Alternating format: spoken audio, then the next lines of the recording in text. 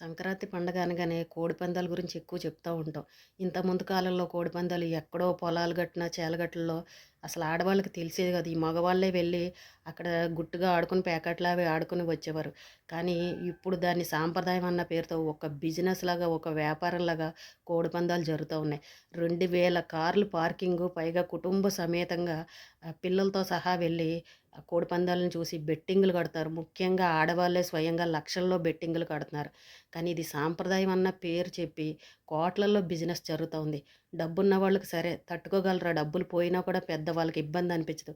కానీ సామాన్యులు ఎవరైతే ఉన్నారో, చిన్న చిన్న వ్యాపారాలు కష్టపడి సంపాదించుకునే వాళ్ళు ఎవరైతే ఉన్నారో వాళ్ళు కూడా ఇందులో డబ్బులు పెట్టి నష్టపోతూ ఉన్నారు.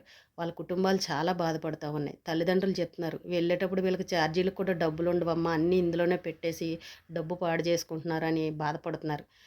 కొంచెం ఆలోచించండి ఎవరైనా సరే, ఇది మనం చేసేది కరెక్టా కాదా అని.